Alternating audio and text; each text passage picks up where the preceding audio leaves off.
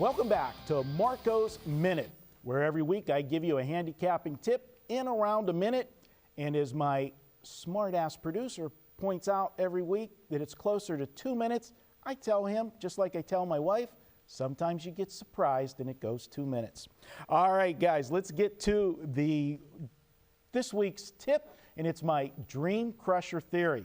Now, I started this several years ago, a lot with the BCS rankings and such. I look for a team that first week they lose a game that puts the national championship run in jeopardy. These teams have a goal, they're rolling, they're undefeated, they're thinking about playing in the national championship game, but they suffer that first loss that pretty much ends their national championship hopes. To me, that is the Dream Crusher. I would look to go against those teams in years past. But I decided to do the Dream Crusher theory this week and talk about it because I got to make an adjustment. And in handicapping, you always got to work on the fly to what's happening now. This year, we've got the 4-game playoff format instead of just 2 teams. And last week, we had several teams in the top 10 get upset. Normally, this would be a field day for me looking at teams to go against. But I feel now with the new format that you got to wait till these teams out of the power conferences loses their second game. Because I'll tell you right now, with 4 teams getting in, there will be teams with 1 loss make the format if they're out of one of the power conferences, SEC, Pac-12, Big 12, Big 10.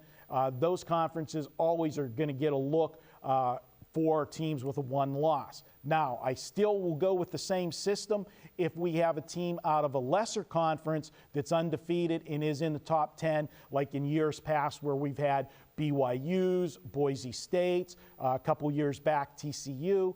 Those teams, they got to run the table to get into the top 4. So if they lose a game, then the Dream Crusher theory comes into play. Don't forget about the Dream Crusher at the end of the season.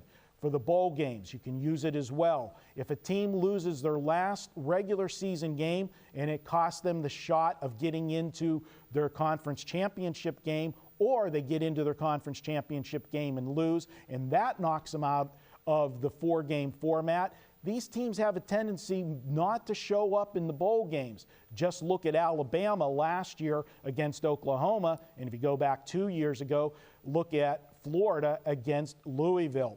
That is the Dream Crusher Theory 2.0. We made an adjustment. Hope you enjoy it. I'll be back next week with another Marco's Minute or so.